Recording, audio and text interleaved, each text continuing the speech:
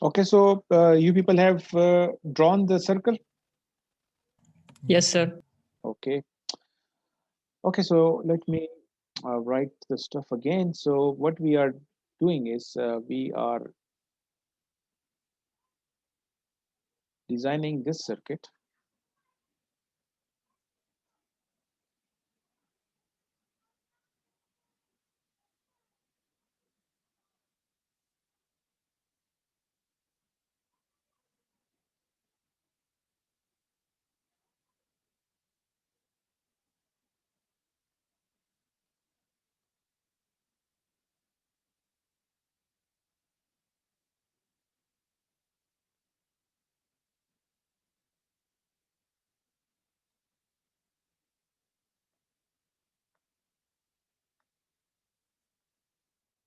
So using Smith chart, we are interested in finding out the values of the unknown parameters of this particular circuit, that is X and B.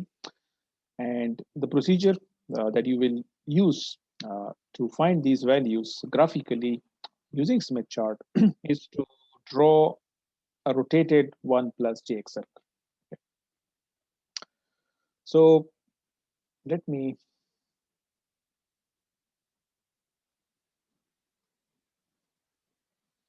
so the first thing that you have already done is जो load है वो already आप इसको identify कर चुके हैं. सो मैं इसी इस पे कर लेता हूँ. सो हमारे पास जो नॉर्मलाइज लोड है ZL डैश की वैल्यू हमारे पास आई है 2 minus J. So first step में आपने क्या किया है कि इसको आइडेंटिफाई किया है कि ये कहाँ पे है. तो आपने ऑलरेडी कर चुके हैं, मैं इसको यहाँ पे रिपीट कर रहा हूँ. सो 2 माइनस J, इसको मैं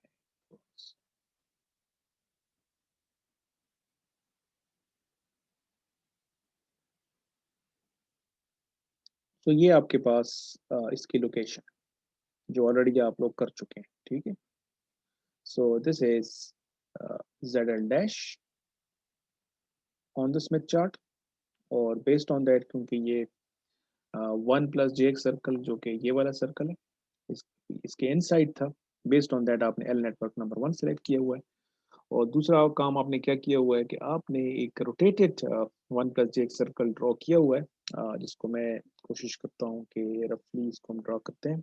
आप लोगों ने एग्जैक्ट ड्रॉ किया हुआ है, सो आपकी वैल्यूज एग्जैक्ट होनी चाहिए. जस्ट फॉर एक्सप्लेनेशन पर्पसेस मैं इसको ड्रॉ करता हूँ. Let me draw this as well so that I can have a comparison.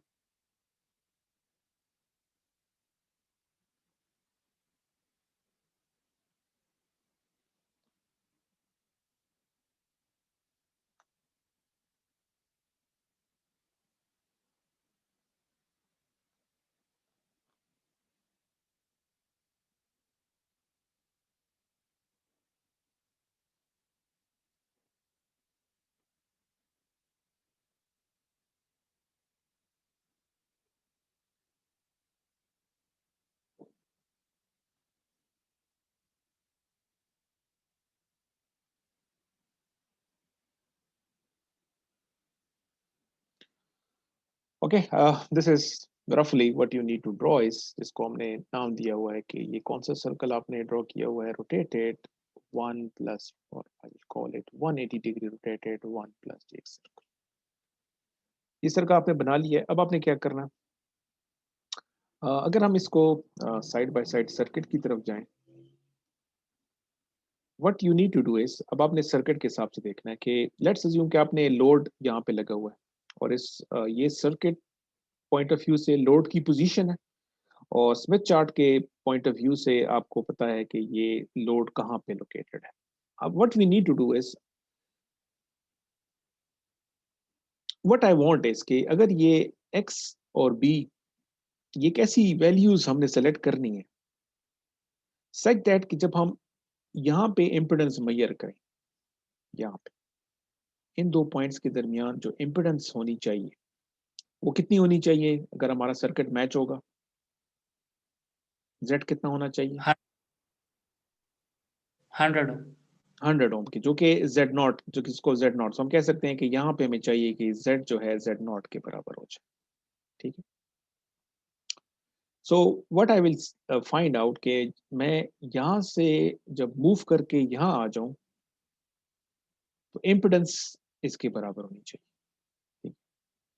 इसको अगर आप नॉर्मलाइज कर दें, ये तो एक्चुअल एब्सोल्यूट इम्पिडेंस है ना, अगर आप इसको नॉर्मलाइज कर दें तो फिर आप क्या कहेंगे कि इन दो पॉइंट्स के दरमियान जो नॉर्मलाइज इम्पिडेंस है वो कितनी होनी चाहिए, जिसको आप जेड डैश कहेंगे, 1 हो। 1 होना चाहिए। 1 सर। 1 होना। तो अगर ये सर्किट जो हमने डिजाइन किया हुआ है, अगर ये एज अ मैचिंग सर्किट काम करेगा तो बी और एक्स की ऐसी वैल्यूज होनी चाहिए कि यहाँ तक जब यहाँ पे जब हम पहुंचे तो हमारे पास नॉर्मलाइज इम्पिडेंस 1 के बराबर होना चाहिए। और अगर आप Smith chart point of view से देखें तो फिर आप z डैश इक्वल टू 1 जो है वो कहाँ पे है। अगर मैं ये क्वेश्चन आप लोगों से पूछूं कि अगर आपको एक इम्पिडेंस की वैल्यू गिवन हो कि नॉर्मलाइज इम्पिडेंस 1 के बराबर है, तो ये कहाँ पे है? सेंटर 1 पे होगा। सेंटर पे। इसका मतलब है कि हमें कहाँ पे होना चाहिए, यहाँ पे। ये जो वैल्यू है ये कॉरेस्पॉन्ड करती है स्मिथ चार्ट के ऊपर। आप अगर यहाँ पे होंगे इसका मतलब है कि नॉर्मलाइज इम्पिडेंस की वैल्यू 1 के बराबर। So now this is a very important point that you need to remember कि अगर आप Smith chart point of view से बात करें कि क्या आपका सर्किट मैच है या मैच नहीं है, इसका सिंपल आंसर यही है कि अगर इम्पिडेंस की location centre of Smith chart के ऊपर है, इसका मतलब है कि हमारा सर्किट क्या है, मैच। और अगर हम सेंटर ऑफ स्मिथ चार्ट से जितना दूर होंगे इतना हमारा सर्किट क्या होगा, मिसमैच होगा। So if during design of matching circuit अगर मैं स्मिथ चार्ट को इंक्लूड करूं अपने डिजाइन प्रोसेस में और मैं कहूं कि जो सर्किट मैंने डिजाइन किया है ये एज अ मैचिंग सर्किट के तौर पर काम कर रहा है, इसका मतलब है कि मुझे कहां पे होना चाहिए, मुझे सेंटर ऑफ स्मिथ चार्ट के ऊपर होना चाहिए।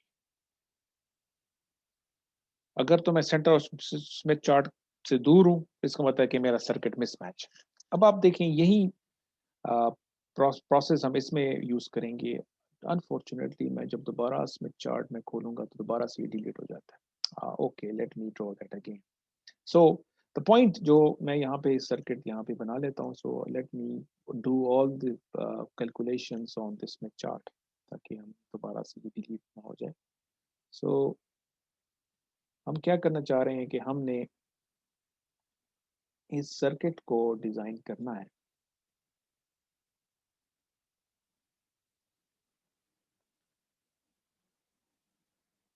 इसको मैं सिंपल एक्स कह देता हूँ, इसको मैं बी कह देता हूँ, और ये हमारा जेड। सो इस सर्किट को जब हमने स्मिथ चार्ट पे ट्रांसफॉर्म किया तो पहले तो मैंने ZL इसको नॉर्मलाइज किया और नॉर्मलाइज जो लोड है वो यहाँ पे आ जाएगा।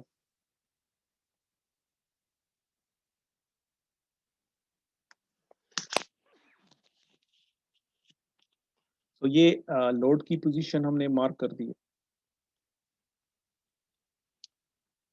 So if I am standing at this position, अगर मैं लोड पोजीशन के ऊपर हूँ सर्किट के पॉइंट ऑफ व्यू से,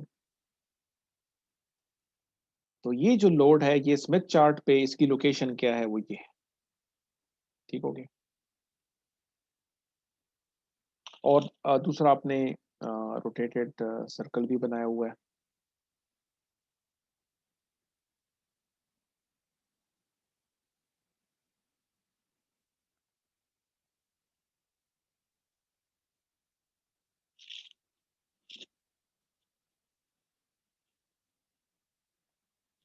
अब इस सर्किट को हमने सॉल्व करना है। इस सर्किट पॉइंट ऑफ व्यू से अगर आप देखें ZL के साथ पैरेलल में एक एलिमेंट हमने कनेक्ट किया हुआ है। ठीक हो गया।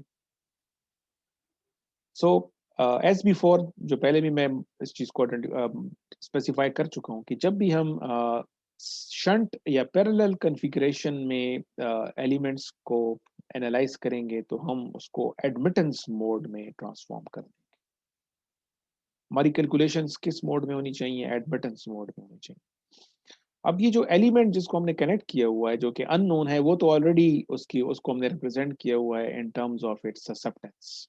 ओके, एंड वी नो कि ससेप्टेंस जो है वो एडमिटेंस का इमेजिनरी पार्ट।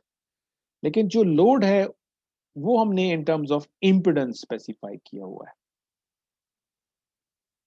तो what we need to do is, क्योंकि पैरेलल कॉन्फ़िगरेशन है, तो हमने लोड इम्पिडेंस को भी लोड एडमिटेंस में कन्वर्ट करना है ताकि इनको हम फिर डायरेक्टली ऐड कर सकें। So now this is something which we have already covered in this course.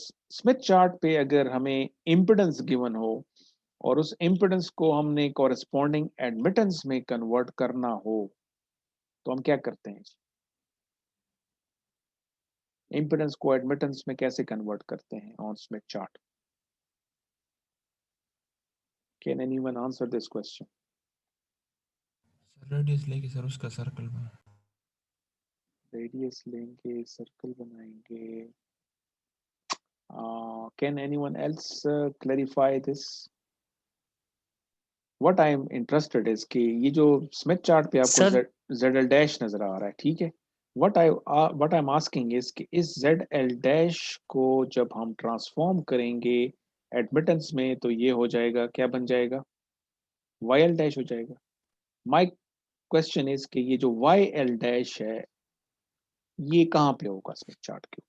180 degree पे सर 180 उसको। डिग्री पे, yes. What we do, sir SW। Yes, वो भी मल्टीपल तरीके हैं। इस वक्त मैं सिर्फ और सिर्फ VSWR सर्कल को इंक्लूड नहीं करता। जो सिंपल मतलब एक जो हमने मेंशन भी किया था कि हम क्या करते हैं कि ये जो ZL डैश है इसको आप सेंटर के साथ मिलाते हैं पहले, ठीक है, इसको आप सेंटर के साथ मिलाते हैं और ये जो जितनी भी इसकी लेंथ है, इस लाइन की जितनी भी लेंथ है, तो आप क्या किए है कि आपने यहाँ से लेकर ये जो आपने सेंटर से मिला है, ये जितनी भी लेंथ है इतनी लेंथ आप इसको दूसरी साइड पे एक्सटेंड कर दें। तो आप क्या करें कि इसको इतना ही इसको दूसरी साइड पे एक्सटेंड कर दें। मैं अगेन रफली कर रहा हूँ, so maybe what I advise कि आपने इसको एक्यूरेट करना है ताकि फिर हम आंसर्स को टैली कर सकें। सो अगर आप इसको एग्जैक्टली करेंगे तो वट एवर पॉइंट जहाँ तक भी आप पहुँच जाएंगे, तो मैं इसको इस वक्त विजुअल बेस पे कर रहा हूँ तो maybe I maybe bit off, but फिर भी आपको प्रोसीजर समझ आना चाहिए। अब जहाँ पे ये पॉइंट आपके पास आ गया, तो यहाँ पे जो पॉइंट है, ये जो भी पॉइंट होगा, ये अब क्या होगा? इस पॉइंट को आप क्या किससे डिनोट करेंगे? ये क्या चीज़ है? ये लोड की नॉर्मलाइज क्या हो गई? एडमिटेंस हो गई।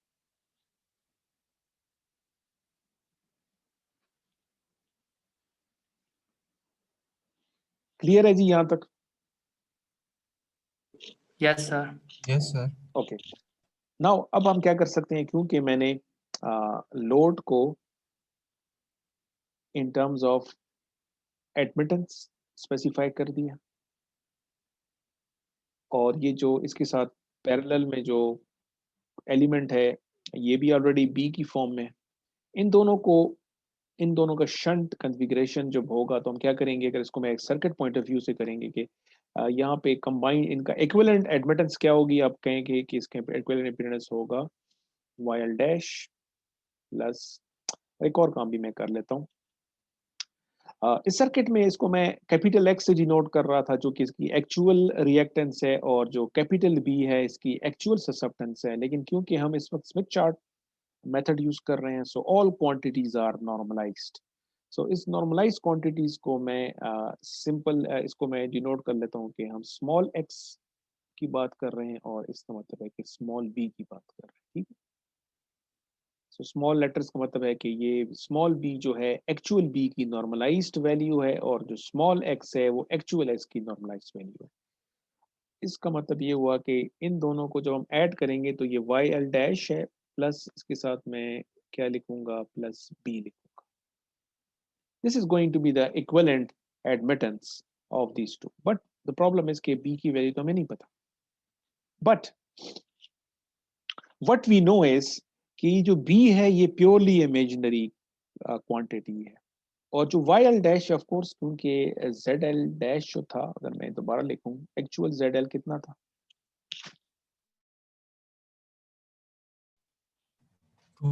200 माइनस J100। तो इसका क्लियर ऑब्वियस है कि ये कॉम्प्लेक्स नंबर था, इस वजह से मेरे पास ZL डैश जो था वो भी कॉम्प्लेक्स था, 2 माइनस J।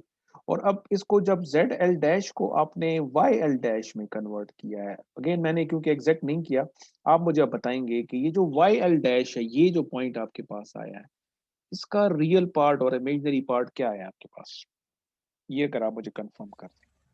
सर रियल 0.4 होगा सर। रियल 0.4 है, ओके, और इमेजिनरी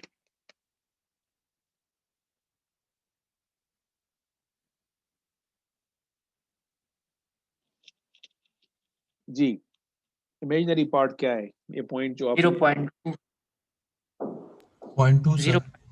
0.2 सर। ओके। सो इसका मतलब है कि आप क्या लिखेंगे, YL डैश की वैल्यू आपके पास जो आप मुझे बता रहे हैं, और बाकी स्टूडेंट भी इसको कंफर्म कर दें कि ये मैं इन्होंने सही बताई है कि नहीं। जी, ये जो पॉइंट है, इसको अगर हम इसकी वैल्यूज देखें, इसका रेजिस्टिव पार्ट 0.4 है और इमेजिनरी पार्ट प्लस 0.2 है। सही है जी, सबके पास ऐसा है? Yes sir, okay. Yes sir. अब जो मैं आपसे कह रहा था कि जब आप YL डैश को ऐड करेंगे B के साथ, B बाय नेचर क्या चीज है, इसको अगर मैं एग्जैक्ट लिखूं, ये क्या है, प्लस इमेजिनरी है। तो जब मैं इस अननोन को YL डैश के साथ ऐड करूंगा, आई नो कि इसका जो रियल पार्ट है वो चेंज नहीं होगा, रियल पार्ट 0.4 ही रहेगा, सिर्फ कौन सा पार्ट चेंज होगा, इमेजिनरी पार्ट। तो प्लस JB, तो real part will remain constant, only imaginary part will change. So on Smith chart, अगर मैं आपको कहूं कि आप स्मिथ चार्ट के ऊपर मूव करें, इस तरीके से मूव करें कि रेजिस्टिव पार्ट या रियल पार्ट चेंज ना हो, तो कौन से सर्कल के ऊपर हम मूव करते हैं? 0.4 उस सर्कल को क्या कहते हैं, कौन सा सर्कल है? Resistive. Resistive circle, okay, yes correct. और वो कौन सा सर्कल है, अगर आप इस वक्त देखें, जो कि रफली मैंने बनाया हुआ है, मे बी थोड़ा सा ऑफ मार्क हो, अगर आप देखें, ये जो जिस सर्कल की मैं बात कर रहा हूँ, कौन सा सर्कल है, ये वाला सर्कल, ऐसे ही है, यही सर्कल है ना? Yes sir. अगर आप, अब मैं आपको कहूं कि आप इस जो सर्कल मैंने थोड़ा सा मार्क किया हुआ है, इस ब्लू लाइन के ऊपर अगर आप मूव कर रहे होंगे, ठीक है, स्मिथ चार्ट के ऊपर आप इस सर्कल के ऊपर मूव कर रहे हैं, तो आप जो आपकी मूवमेंट के दौरान में क्या रेजिस्टिव पार्ट चेंज हो रहा है? No sir. नो सर, कौन सा वाला है ये? सर 0.4 ही है ना, ठीक हो गया। 0.4। Yes sir. लेकिन अब जब मूव कर रहे हैं तो फिर कुछ कुछ तो चेंज हो रहा है, वो क्या चेंज हो रहा है? इमेजिनरी पार्ट चेंज हो रहा है, ऐसी है। इमेजिन। ओके, नाउ ये थी, ये चीज आपको क्लियर हो गई है। अब आप देखें, मुझे बी पता नहीं है, सो आई डोंट नो कि ये बी मैं 0.2 में क्या चीज ऐड करूं, ठीक हो गया। लेकिन ये जो हमने रोटेटेड 1 प्लस JX सर्कल बनाया था, अब इसका रोल यहाँ पे आ जाएगा। आपने क्या करना है,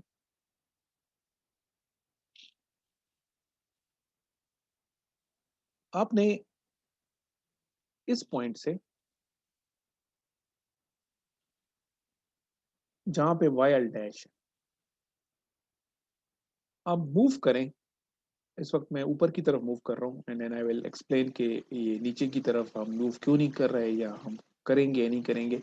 आप मूव करके कहाँ पे स्टॉप कर जाएं, जहां पे आप जो रोटेटेड सर्कल है, जब आप इसको क्रॉस कर रहे होंगे, उस जगह पे आप लोग रुक जाएं।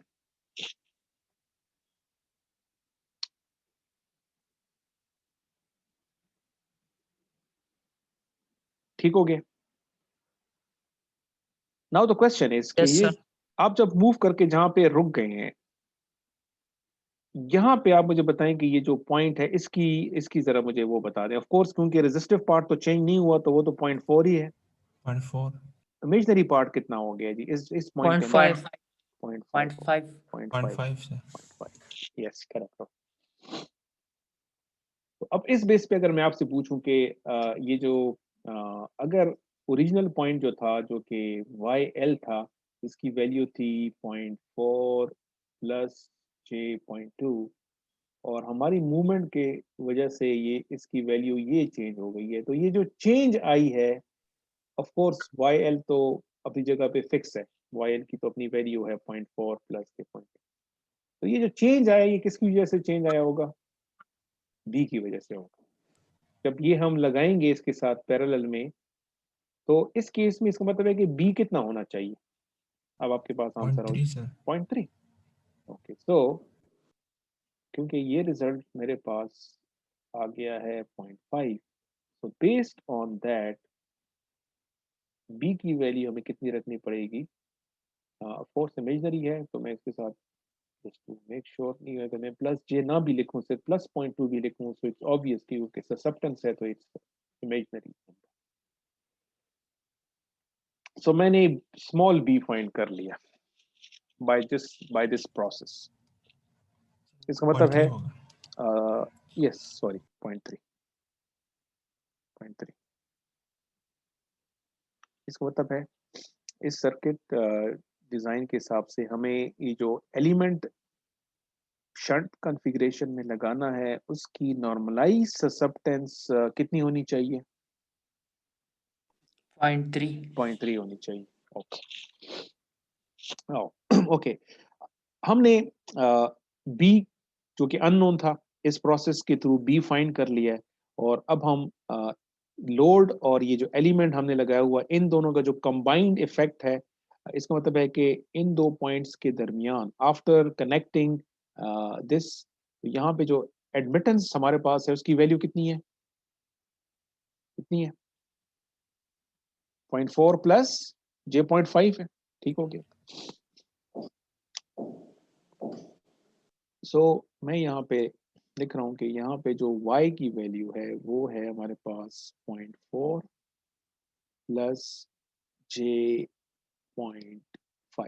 ओके अब इसके साथ आगे अगर आप देखें अब हम इसकी तरफ मूव कर रहे हैं, इस पॉइंट तक मैंने पहुंचना है।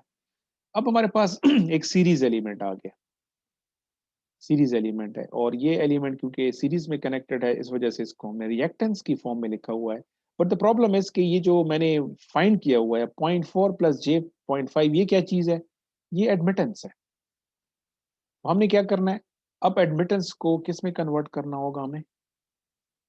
एडमिटेंस को किस में कन्वर्ट कर? इम्पिडेंस में कन्वर्ट करेंगे ताकि फिर हम इसके साथ सीरीज जो एलिमेंट है उसको ऐड कर सके। ठीक है,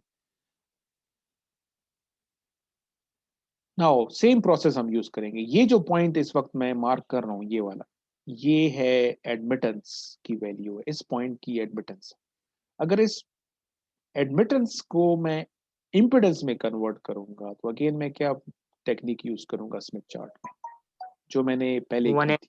180 डिग्री पे मैं पहले इस पॉइंट को क्या करूंगा? सेंटर से मिलाऊंगा और फिर इसको एक्सटेंड कर दूंगा। ठीक है, तो ये काम आपने करना है इसी तरीके से। तो late me do that.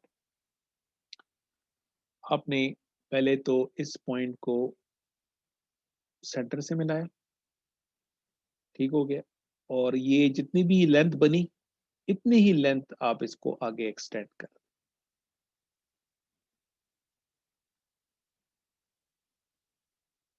But what you will observe is कि एक बड़ा इंपॉर्टेंट आपको खुद बहुत क्लियर हो जाएगा। अगेन आई एम एक्सपेक्टिंग कि ये आप जो मैं आपको कर रहा हूँ किस तरह करना है आप स्मिथ चार्ट के ऊपर ये कर रहे हैं। Yes sir. ठीक हो गया। यू विल फाइंड आउट कि आप जिस जगह पे रुक गए,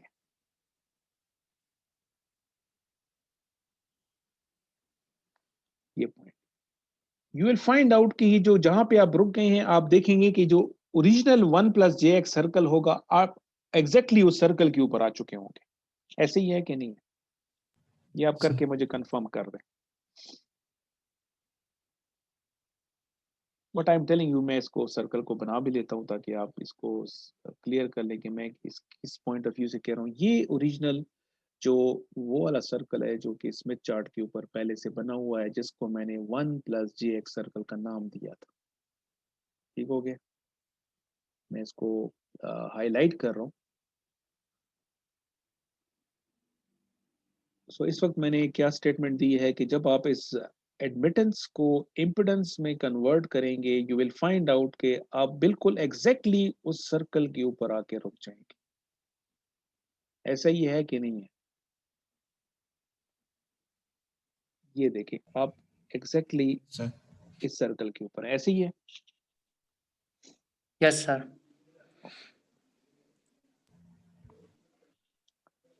ओके, व्हाट ये जो आपने एक ग्राफिकली किया, आपने सिर्फ क्या किया है,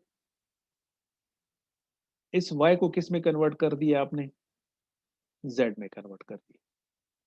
ठीक हो गया। और Smith chart point of view से ये जो पॉइंट है जो कि y एडमिटेंस रिप्रेजेंटेशन में था, इसको जब आपने इम्पिडेंस में कन्वर्ट किया तो ये पॉइंट ये बन गया। अब मैं आपसे पूछूंगा कि ये पॉइंट है, इसके जरा मुझे वैल्यूज बता दें, क्या वैल्यूज होंगी इसके? रियल पार्ट और इमेजिनरी पार्ट के लिए क्या लिखेंगे आप?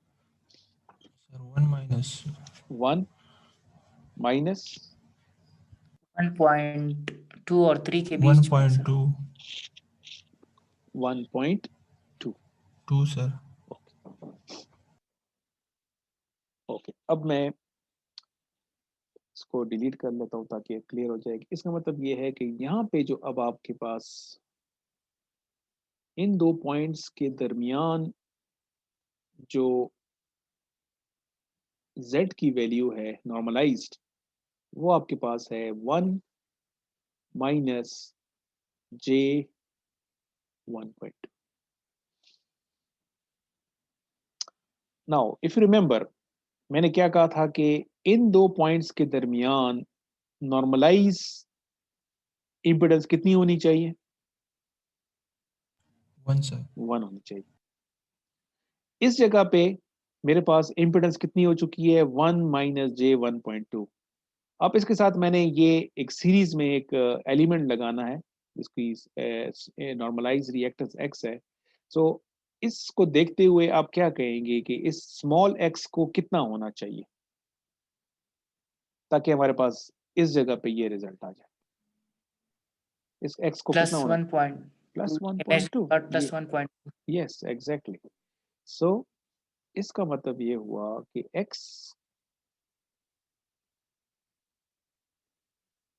जब हम इस नॉर्मलाइज रिएक्टेंस जो हमने लगानी है इसको हमने रखना होगा प्लस j 1.2। इतनी नॉर्मलाइज रिएक्टेंस का एलिमेंट जब हम सीरीज में लगा देंगे तो ये 1 माइनस j 1.2, और क्योंकि ये सीरीज में है तो प्लस और ये कैंसिल आउट हो जाएगा और यहाँ पे क्या आ जाएगा? z इक्वल टू 1 आ जाएगा। इसका मतलब है कि हमारा जो गोल था वो अचीव हो गया। और अगर आप इसको स्मिथ चार्ट के पॉइंट ऑफ व्यू से देखें, अगर आप इसको, मैं यहाँ पे इसको किसी और कलर से शो कर लेता हूँ। यस, जब ये पॉइंट है इसके साथ जब हमने प्लस j 1.2 ऐड किया तो ये पॉइंट कहाँ चला जाएगा? ये पॉइंट मूव करके कहाँ चला जाएगा? Center पे. सेंटर पे आ गया। और इस डिस्कशन के स्टार्ट में मैंने आपको बता दिया था कि जैसे ही आप स्मिथ चार्ट के सेंटर पे आ जाते हैं आपका सर्किट क्या हो जाता Matched. है? मैच।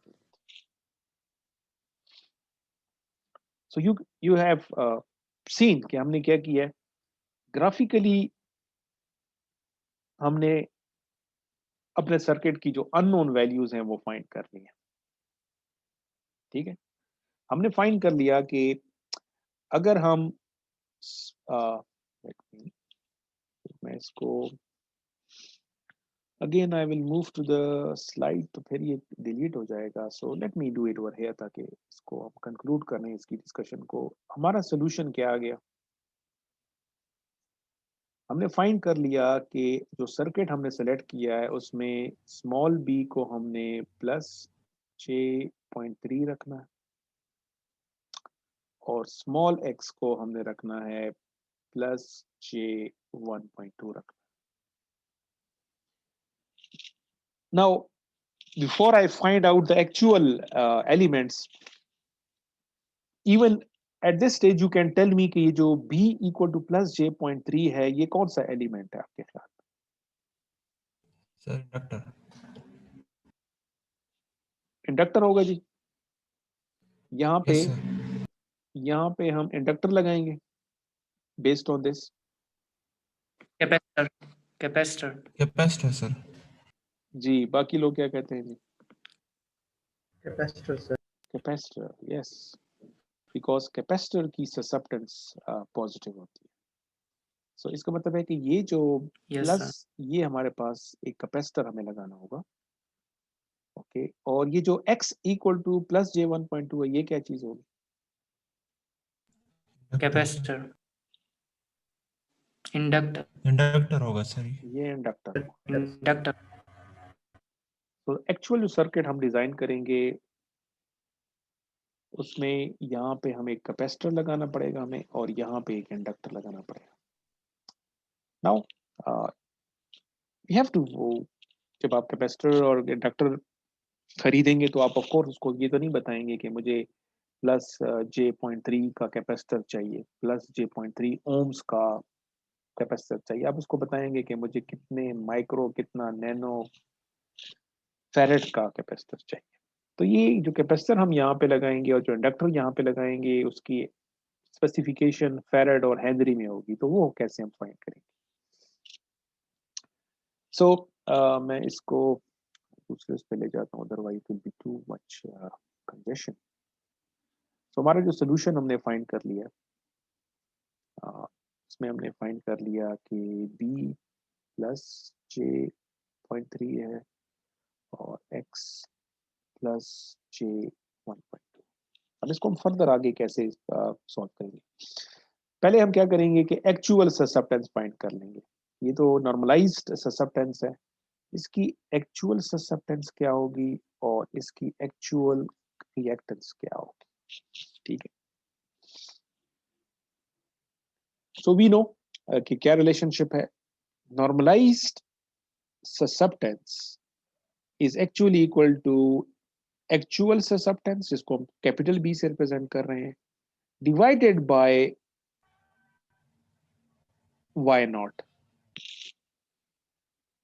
और इसी तरीके से ये जो स्मॉल x है, नॉर्मलाइज रिएक्टेंस इज एक्चुअल और absolute reactance divided by z।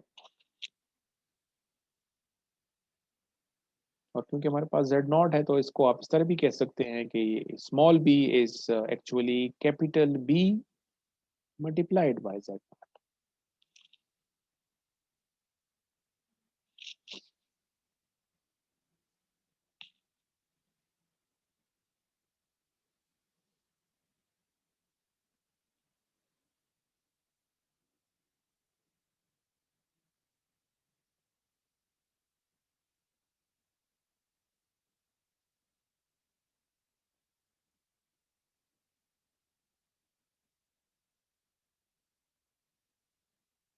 So capital B किसके बराबर हो गया?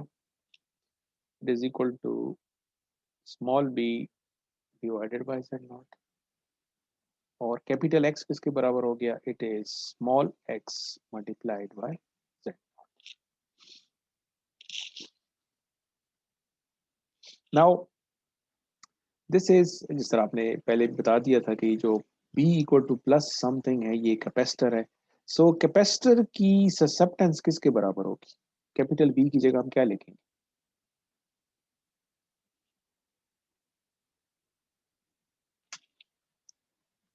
कैपेसिटर की ससेप्टेंस किसके बराबर होगी?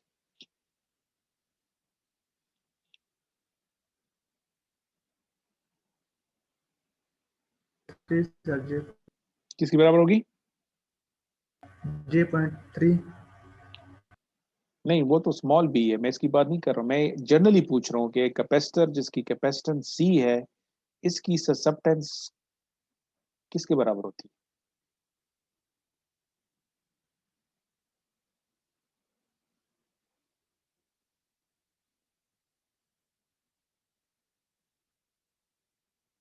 चलिए इसको आप मुझे बाद में बता दें। ये है तो x इक्वल टू ये प्लस j इंडक्टर है और ये इंडक्टर की एक्चुअल। तो अगर आपके पास एक इंडक्टर हो एल, इसकी रिएक्टेंस किसके बराबर होती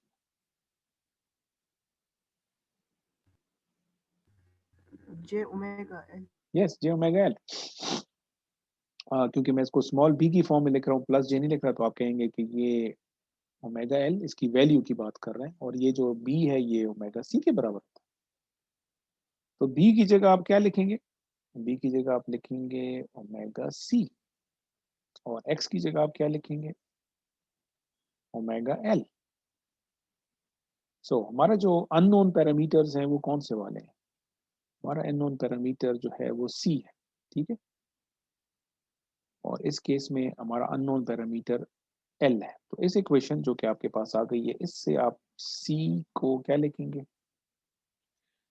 सी will be equal to small B divided by omega Z naught, और इस इक्वेशन से एल किसके बराबर आ जाएगा?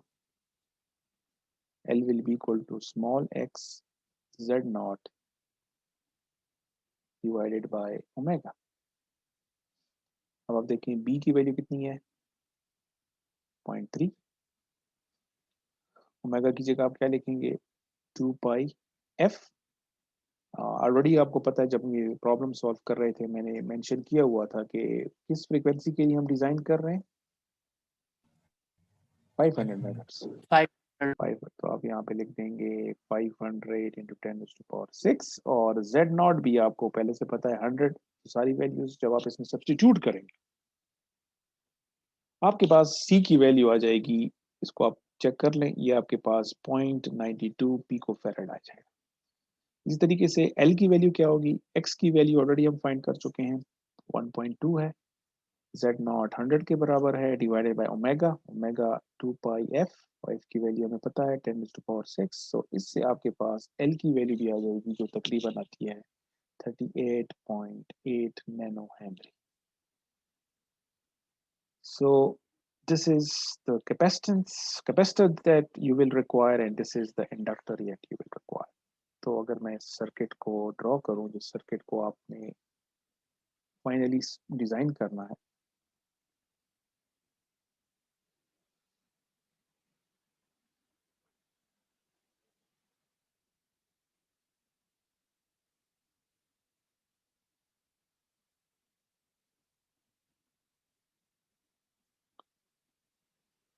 तो ये लोड अगर आपके पास हो 200 माइनस जे 100 ओम, और आपने इसको मैच कराना हो इस ट्रांसमिशन लाइन के साथ, तो दरमियान में अगर आप इतनी हेनरी का इंडक्टर लगा दें यहाँ पे, और इतने फैरेड का अगर आप कैपेसिटर लगा देंगे, तो आप जब यहाँ पे बिहेवियर देखेंगे, आपके पास Z 100 ओम के बराबर होगा, और यहाँ पे जो रिफ्लेक्शन कोफिशिएंट है 0 हो जाएगा, तो आपका सर्किट जो है वो मैच हो जाएगा।